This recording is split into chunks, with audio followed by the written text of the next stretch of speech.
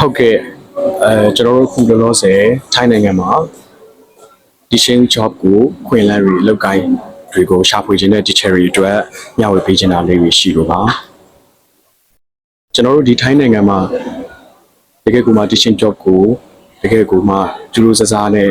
လုပ်ခြင်းတဲ့ teacher တွေအတွက်ကတော့ထိုင်းနိုင်ငံမှာ teaching job ကခွင့်လန်းရန်ကုန်မှများပါတယ်ပြီးတော့ international teaching experience တွေရဖို့ဆိုတာလဲအလျံကိုမှလွယ်ကူပါတယ်။နောက်တစ်ခုကကျတော့ကျွန်တော်တို့ဒီမှာဒီထိုင်းနိုင်ငံရဲ့ teaching lifestyle teaching culture တွေအကြောင်းလည်းကျွန်တော်တို့နဲ့ဆက်ဆက်သိနိုင်တယ်ပေါ့နော်။ကျွန်တော်တစ်ခါမှဒီလိုခွင့်လန်းနေလည်းရှိသလိုနောက်တစ်ခါမှကျွန်တော်တို့ရင်ဆိုင်ရတဲ့အခက်အခဲပေါင်းများစွာလည်းကျွန်တော်တို့ရှိပါတယ်။ဘာလို့လဲဆိုလို့ရှိရင်နံပါတ်1ပြဿနာကတော့ကျွန်တော်တို့ teaching job အတွက်ကျွန်တော်တို့လိုအပ်တဲ့ work permit နဲ့ visa ပေါ့နော်။ work permit visa process တွေကအလုံးအလုံးကိုမှစိတ်ရှည်တီးခံစွာနဲ့စောင့်ဆိုင်ပြီးတော့မှလောက်ရတဲ့အရာပေါ့နော်ဒီကတော့ကျွန်တော်ဒီကရေဆိုင်ရဲ့ပြဿနာကတော့အဲ့ပြဿနာနံပါတ်1ပါပဲ work permit ဆိုလို့ရှိရင်လည်း work permit အဲ့လေအောင်ပေါ့ဒါကျွန်တော် visa ဆိုလို့ရှိရင်လည်း white collar ကြော်ညံပြီး visa နဲ့မှသာတယ်ကျွန်တော်တို့ဒီ teaching job ကိုအလုပ်လုပ်ကိုင်လို့ရပါတယ်ဒီကကိုကတော့ agency တွေနဲ့ရှောက်တယ်ဆိုရင်တော့ agency ကတော့ကျွန်တော်တို့ဟို work permit visa process တွေကျွန်တော်တို့ဒီ NAMP teaching job တွေလိုတဲ့ NAMP visa process တွေကိုလုပ်ပေးတဲ့ကူညီပေးတဲ့ agency နဲ့ပဲ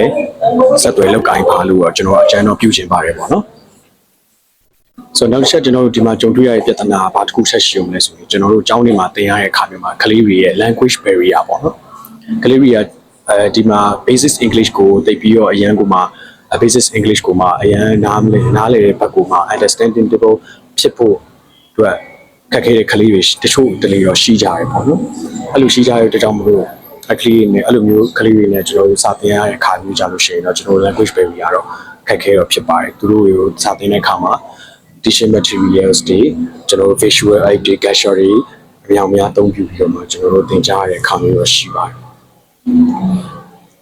ဆိုတော့နောက်တစ်ချက်ကကျတော့ကျွန်တော်တို့ဘယ်လိုရှိမလဲဆိုလို့ရှိရင် agency တွေနဲ့တွဲပြီးလုပ်မယ်ဆိုရင်တော့ကျွန်တော်တို့လားစားရပေါ့နော်နောက်ကျတက်တာပေါ့အဲ့ဒါတော့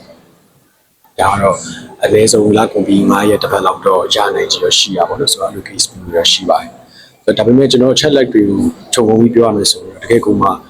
teaching ထိုင်းနိုင်ငံမှာ teaching job ကိုအခုမှစပြီးတော့မှနိုင်ငံခြားမှာလုပ်ကိုင်ခြင်းလို့ပဲ teacher တွေဆရာဆရာမတွေကိုဖိတ်ခေါ်ပါတယ်။ဘာဖြစ်လို့လဲဆိုတော့တကယ်ကိုမှကိုယ့်ရဲ့ teaching life ကို international teaching life ကိုတကယ်ကိုမှစခုမှစခြင်းနဲ့ share တော့ကတော့ထိုင်းနိုင်ငံကတော့တကယ်ကိုမှအသိတော်ဆုံးနိုင်ငံလို့တော့ကျွန်တော်မြင်နေပေါ့ကျွန်တော်အနေနဲ့မြင်နေပေါ့နော်ဆိုတော့အားဖြစ်ဖြစ်ပါကျွန်တော်တို့ဒီက share တဲ့ကိုယ့်ရဲ့ challenge ကို challenge ကိုစိတ်ခေါ်မှုရှိရှိနဲ့ရှောက်လန်းခြင်းနဲ့ကိုယ့်ရဲ့ ability ကိုကောင်းကောင်းကြီးရှုံနေဆိုလို့ရှိရင်တော့ teaching job ကို